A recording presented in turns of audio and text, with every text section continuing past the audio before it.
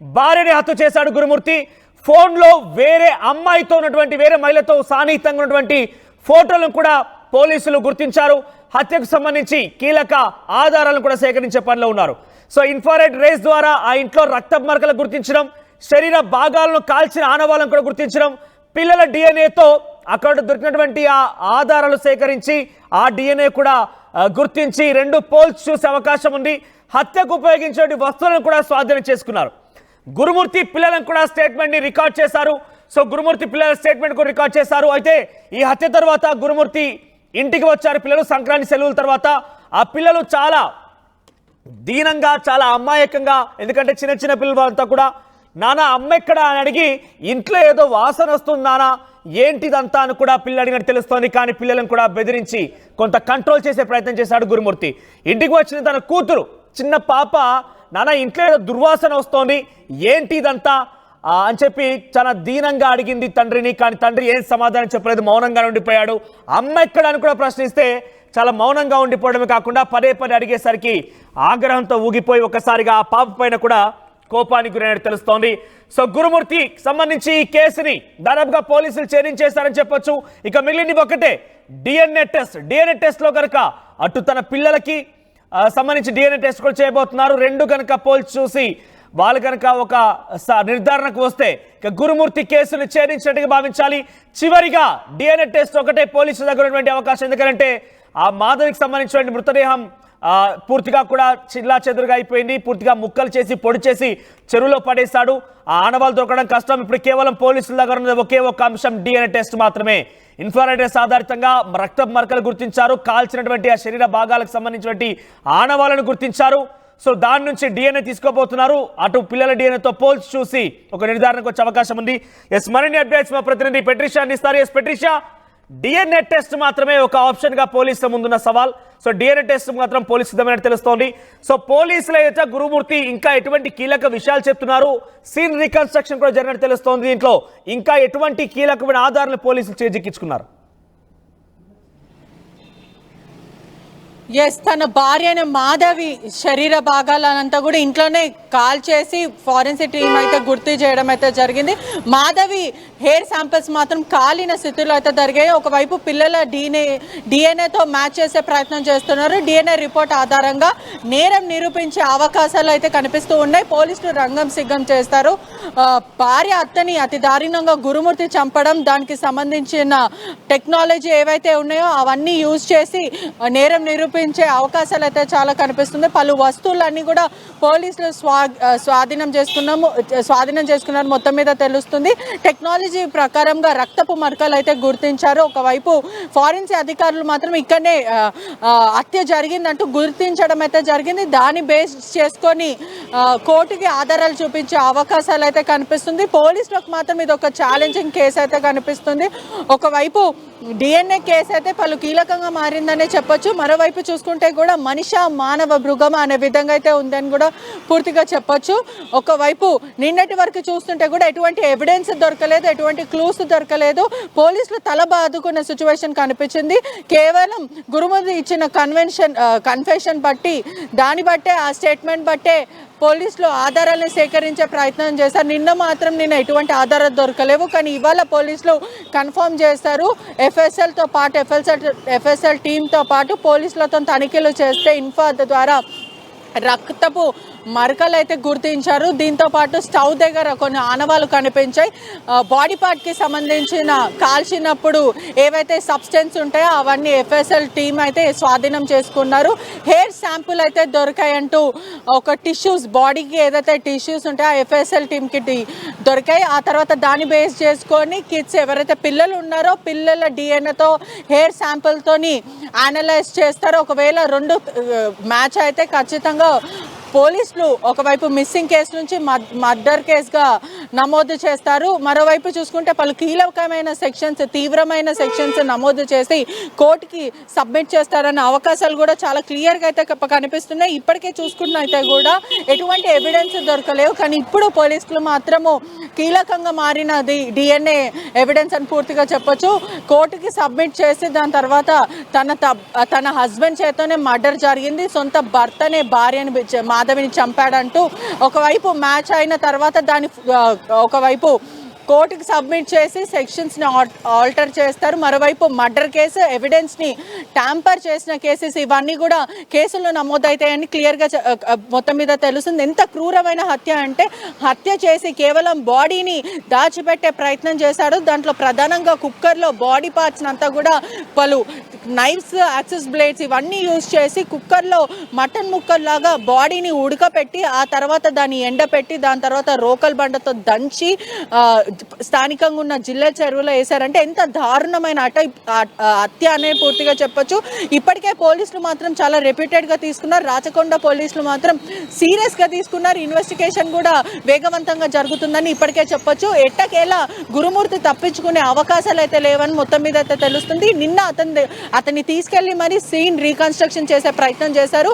SST పోలీసుల ఆధ్వర్యంలో ప్రస్తుతం అయితే గురుమూర్తి ఉన్నారు. ఆ తర్వాత నిన్న పలు జిల్లా చెరువు దగ్గర తీసుకెళ్లి బాడీ పార్ట్స్ ఎక్కడ డంప్ చేశావు, ఎలా చేస్తావు, ఎందుకు చేయాల్సి వచ్చిందంటూ ఈ ఇంటరోగేషన్ అంతా పూర్తి చేశారు. ఇప్పుడు డిఎన్ఏ రిపోర్ట్ మాత్రం మాధవికి సంబంధించి డిఎన్ఏ టెస్ట్ చేయాలంటే ఆవిడ శరీర భాగాలన్నీ కూడా పూర్తిగా పొడి చేసి చెరువులో పడేసా, ఎటువంటి ఆనవాళ్ళు కూడా లేవు. డిఎన్ఏ టెస్ట్ కి ఎటువంటి కీలకమైన ఆధారం లభించింది అంటే డిఎన్ఏ టెస్ట్ కావాలంటే శరీరంలో ఒక భాగం కానీ, ఫింగర్ టిప్స్ కానివ్వండి, లేదంటే హెయిర్ కానివ్వండి, ఇటువంటి చాలా కీలకమైన ఆధారాలు పక్కాగా ఉంటే కానీ డిఎన్ఏ టెస్ట్ సాధ్యం కాదు. సో డిఎన్ఏ టెస్ట్ చేయాలంటే ఎలా సాధ్యమవుతోంది పోలీసులకు ఇప్పుడు?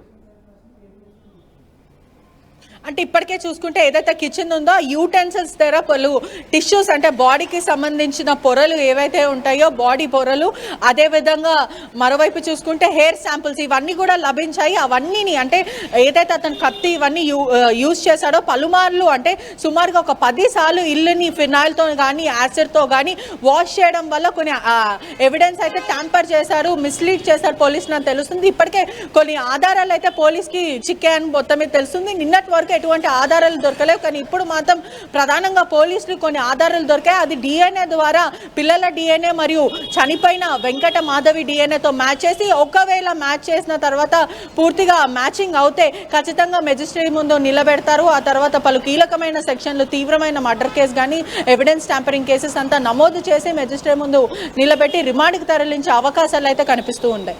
రైట్, ఇంకా పోలీసులు ఏం చెప్తున్నారు? ప్రస్తుతానికైతే ఇంకా మిస్సింగ్ కేసుగానే నమోదైనట్టు తెలుస్తోంది. మిస్సింగ్ కేసుని హత్య కేసుగా మార్చే అవకాశం ఉందా? ఇప్పుడు గురుమూర్తికి సంబంధించిన విషయంలో ఎటువంటి విధంగా పోలీసులు రియాక్ట్ కాబోతున్నారు? అంటే ఇప్పటికే చూసుకుంటే అటు పోలీసుల వైపే కానీ ఫారెన్సిక్ అధికారుల టీం వైపే కానీ 30 ఏళ్ల సర్వీస్లో మేము ఇటువంటి రేయెస్ట్ కేసు ఇది, అంత దారుణమైన హత్య మేము చూడలేమంటూ వాళ్ళు చెప్పడం అయితే జరిగింది.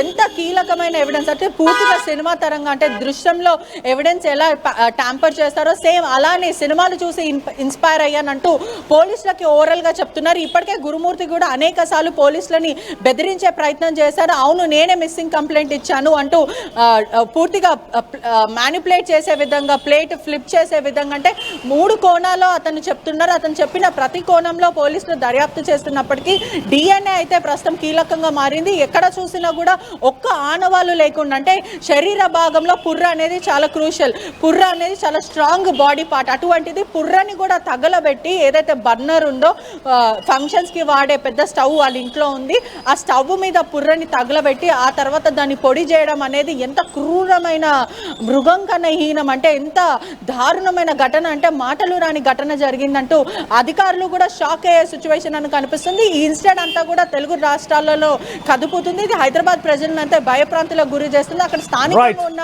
మీర్పేటలో ఉన్న జిల్లా చెరువు ప్రక్కన ప్రజలందరూ కూడా భయప్రాంతులకు గురవుతున్నారు. ఇళ్లలో ఖాళీ చేసి వెళ్తున్న పరిస్థితి అయితే కనిపిస్తుంది. ఇటువంటి ఘటన మేము ఎప్పుడూ చూడలేమంటున్నారు. మరోవైపు పిల్లలు 14th రోజు ఎప్పుడైతే సంక్రాంతి అయిందో సంక్రాంతికి కన్నా ముందు అంటే ఇంటికి వచ్చిన తర్వాత పిల్లలు అమ్మేది నాన్న అమ్మేది అంటూ పదే అడిగినప్పటికీ సమాధానం లేకపోవడం, ఆ తర్వాత పిల్లలు ఇంటికి వచ్చే టైంకి అప్పటికే దుర్వాసన కుళ్ళిపోయిన వాసన రావడంతో కూతురు అనేక సార్లు ప్రశ్నించినప్పటికీ ఏంటి ఏం వాసన అంటే ఇది కుక్క చనిపోయింది కుక్క అంటూ ఇట్లా మాట దాటి వేసే ప్రయత్నం అయితే చేశాడు. మొత్తం మీద కూడా గురుమూర్తికి దొరికే అవకాశాలు అంటే పూర్తిగా ఇది మిస్సింగ్ కేసు నుంచి మర్డర్ కేసుగా షిఫ్ట్ చేసే అవకాశాలు, కన్వర్ట్ చేసే అవకాశాలు చాలా మటుకు కనిపిస్తున్నాయి. రైట్ ప్రతీషా, సో మొత్తం మీద హైదరాబాద్ మీర్పేట ఘటనలో భార్యని హతమార్చాడో భర్త. కేవలం హతమార్చడమే కాదు, ఆ భార్య శరీరాన్ని పూర్తిగా ముక్కలుగా చేసేసి ఉడికించి పొడి చేసి జిల్లేలగూడ దగ్గర ఉన్నటువంటి చందనా చెరువులో పడవేశాడు. ఒకసారి డీటెయిల్లోకి వెళ్తే కనుక అక్రమ సంబంధమే కారణం తెలుస్తోంది. సో ముందు నుంచి కొంత ప్లాన్ వేసే ఉంటాడు బహుశా గురుమూర్తి. సో అనుకున్నట్టుగానే సంక్రాంతి సెలవుల నేపథ్యంలో ఇంటికి వెళ్లాల్సి ఉంది ప్రకాశం జిల్లా వాసిగా తెలుస్తోంది. అక్కడికి వెళ్ళలేక ఇక్కడే వారి పిల్లల్ని దగ్గర ఉన్నటువంటి హైదరాబాద్లో తన చెల్లెలు ఉంటే చెల్లెలు ఇంట్లో డ్రాప్ చేశాడు. ఆ తర్వాత భార్యతో పాటుగా సినిమాకు కూడా వెళ్ళినట్టు తెలుస్తోంది. ఆ సినిమాకు వెళ్ళి వచ్చిన తర్వాత భార్యాభర్తల మధ్య కొంత డిస్టర్బెన్స్ క్రియేట్ అయింది, గొడవ జరిగింది. భర్త గురుమూర్తి ఒక అక్రమ సంబంధం పెట్టినట్టు తెలుస్తోంది. అయితే దానికి సంబంధించి ఆ ఫోటోలని భార్య గమనించింది. భార్య గమనించి భర్తతో కొంత గొడవ పడింది. ఏకంగా భార్య తాళిబొట్టు తీసి గురుమూర్తి మొహం పైన విసిరేసినట్టుగా తెలుస్తోంది. అయితే అప్పుడే గురుమూర్తి కొంత ఆగ్రహానికి గురైపోయి భార్యని చంపేశాడు. ఒక్కసారిగా తలని గోడకి కొట్టేసి తన తలని చాలా బలంగా గోడ కొట్టడంతో చనిపోయింది భార్య వెంకటమాధవి. ఇక దీంతో అక్కడితో ఆగకుండా తన భార్యను లేకుండా పూర్తిగా ఎటువంటి ఆనవాళ్ళు లేకుండా చేయాలి, తనను ఈ కేసులో ఎట్టి పరిస్థితుల్లో ఇరుక్కోకుండా ఉండాలని చేయ నేపథ్యంలోనే తన భార్యని చనిపోయినటువంటి ఆ వెంకటమాధవి శవాన్ని ముక్కలు ముక్కలుగా చేసేసి వాటిని కుక్కర్లో పెట్టి ఉడికించడం, మరోవైపుగా వాటర్ హీటర్ పెట్టేసి ఒక బకెట్లో నీళ్లు వేసి దాంట్లో ఈ శరీర భాగాలను వేసేసి ఉడికించడం, ఆ శరీర భాగాల్ని బొక్కలని ఆ బోన్స్ని ఆ తర్వాత మాంసాన్ని మొత్తం వేరు చేసేసి పొడి చేయడం, ఇదంతా కూడా జరిగిపోయింది. సో ఇంట్లో ఒక బర్నర్ కూడా ఉందట. బర్నర్ పైన వెంకటమాధవి యొక్క ఆ బొక్కలని మాంసాన్ని కూడా పూర్తిగా నుజ్జుగా చేసేసే విధంగా బర్నర్లో కాల్ చేసి ఇలా రకరకాల ప్రయత్నాలు చేసి 2-3 రోజులుగా అయితే తీవ్రంగా ప్రయత్నం చేసి మొత్తానికి వెంకటమాధవి అనే ఆనవాళ్ళు లేకుండా చేసేసి పొడిగా మార్చేసి చెరువులో ఒక ప్లాస్టిక్ కవర్లో వాటన్నిటి తీసుకెళ్లి చెరువులో పడేశాడు. ఆ తర్వాత గేమ్ స్టార్ట్ చేశాడు. అటు వెంకటమాధవి తల్లిదండ్రులకు ఫోన్ చేసి నాతో మీ కూతురు గొడవ పడింది, సో ఏం చేద్దాం, మీ దగ్గరికి ఏమైనా వచ్చిందా అని చెప్పి అడిగిన తర్వాత అక్కడ వాళ్ళ తల్లిదండ్రులు కూడా పెద్దగా మా ఇంటికి రాలేదని చెప్పినట్టు తెలుస్తోంది. వెంటనే తల్లిదండ్రులు కూడా హైదరాబాద్కి వచ్చేసారు. అంటే గురుమూర్తి యొక్క అత్తమామ వెంకటమాధవి యొక్క తల్లిదండ్రి. సో వారు అక్కడికి వచ్చిన తర్వాత గురుమూర్తి వారితో కలిసి సంబంధిత పోలీస్ స్టేషన్లో ఫిర్యాదు చేశాడు. అయితే మొదటి నుంచి కూడా కొంత పోలీసులకు అనుమానం వస్తోంది. గురుమూర్తితో పాటుగా ఇంట్లోకి వెళ్ళినటువంటి ఆ భార్య వెంకటమాధవి తిరిగి బయటకు అయితే రాలేదు. సో ఈ నేపథ్యంలో గురుమూర్తి పైన అనుమానం వచ్చింది. వారిద్దరిని కూడా గురుమూర్తిని పోలీస్ స్టేషన్ తీసుకువచ్చి పోలీస్ స్టైల్లో విచారించిన నేపథ్యంలో గురుమూర్తి చాలా కరాఖండిగా నిక్కచ్చిగా నిజాలని చెప్పేశాడే. నేనే చంపేశాను, చంపడమే కాకుండా ముక్కలుగా చేసేసి ఆ శరీర భాగాలన్నింటి కూడా నేను ఉడికించేసి పొడిగా చేసేసి చెరువులో పడేసా. కానీ మీ దగ్గర ఆధారం ఏముంది, మీరు దమ్ముంటే ఆధారం కనుక్కోనని అంటే ఏకంగా పోలీసులకే సవాల్ చేశాడు.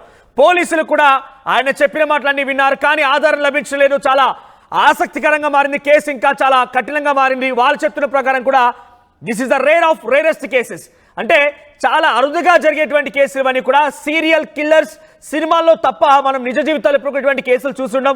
ముఖ్యంగా ఒక్కసారిగా ఒక భార్య శవాన్ని 13 ఏళ్ల వైవాహిక జీవితంలో కట్టుకున్న భార్యని చిన్న క్షణికావేశంలో లేదంటే కోపాలు తాపాలు పెంచేసుకునే రకంగా చంపేయడం, కుక్కర్లో పెట్టి తన శరీర భాగాలన్నీ ఉడికించమని కూడా చాలా కఠినంగా ఉన్నాయి. కాబట్టి ఇదంతా కూడా చాలా స్పెషల్ కేసుగా పోలీసులు పరిగణించి కొంత ముందు వెళ్ళడం ప్రయత్నం చేశారు. కేసును ఛేదించడం కోసం ప్రయత్నం చేస్తే ఎట్టకేలకి టెక్నాలజీ ఆధారితంగా ఇప్పుడు ఈ రోజు పోలీసులు ఇన్ఫ్రారెడ్ రేస్ ద్వారా అక్కడ బ్లడ్ మార్కర్ని గుర్తించారు. ఆ ఇంట్లో అయితే గురుమూర్తి తనను చంపేసిన తర్వాత ఎటువంటి ఆనవాళ్ళు లేకుండా ఎటువంటి ఆధారాలు లేకుండా పూర్తిగా ఫెనాయిల్తో ఇల్లంతా కడగడం. కొంతమంది చుట్టినటువంటి స్థానికులు మీ ఇంట్లో కొంత దుర్వాసన వస్తుందని అడిగినా కూడా మా ఇంట్లో ఒక కుక్క చనిపోయింది, లేటుగా నేను గమనించానని చెప్పి సమాధానం చెప్పడం. పిల్లలను కూడా సంక్రాంతి సెలవుల తర్వాత ఇక్కడ వెంకటమాధవి మిస్సింగ్ అనే కేసు పోలీసులు నమోదు చేసిన తర్వాత పిల్లల్ని కూడా ఇంటికి తీసుకొచ్చుకున్న గురుమూర్తి తన కూతురు అడిగిందట, నానా ఈ దుర్వాసన ఏంటి, ఇంత ఘోరంగా దుర్వాసన వస్తుంది, ఏం జరిగిందని అడిగితే ఏం చెప్పకుండా సమాధానం సైలెంట్గా ఉండిపోయాడట. అమ్మేది అడిగినా కూడా అమ్మ ఎక్కడా అని అడిగి క్వశ్చన్ చేసినా కూడా కూతురు కనీసం చెప్పకుండా ఆయన సైలెంట్గా ఉండిపోయాడు. దీంతో ప్రెజెంట్ పోలీసులు ఇన్ఫ్రారెడ్ రేస్ టెక్నాలజీని ఉపయోగించి రక్త మరకలను గుర్తించారు. ఆ తర్వాత తన భార్య శరీర భాగాలను కూడా ఏదైతే బర్నర్ మీద కాల్ చేశాడో ఆ ఆనవాళ్ళను కూడా గుర్తించారు. అయితే ఇంట్లో ఏదో ఒక మూలన ఏదో ఒక ఆధారం వదిలే ఉంటాడని పోలీసులు చాలా లోతుగా పరిశీలిస్తే ఒక చోట వెంట్రికలు దొరికాయి. ఆ తర్వాత తన శరీర భాగాల్లో ఉన్నటువంటి కొంత స్కిన్ లాంటి పదార్థం కూడా పూర్తిగా ముక్కలు చేసిన తర్వాత స్కిన్ కూడా అక్కడే దొరికినట్టు తెలుస్తోంది. సో దీని నుంచి డిఎన్ఏని రాబట్టే ప్రయత్నం పోలీసులు చేస్తున్నారు. ఫోరెన్సిక్ డిపార్ట్మెంట్ చాలా లోతుగా పర్యవేక్షిస్తోంది. అయితే వెంకటమాధవి డిఎన్ఏతో పాటుగా తన పిల్లల డిఎన్ఏని కూడా, అయితే ఇద్దరు ఒక బాబా ఒక పాప అని చెప్తున్నారు కాబట్టి వారి డిఎన్ఏని కూడా సేకరించి ఇవి కనుక మ్యాచ్ అయితే పక్కాగా వెంకటమాధవికి సంబంధించి ఒక బలమైన ఆధారం పోలీసులకు చేజెక్కినట్టే. ఒకవేళ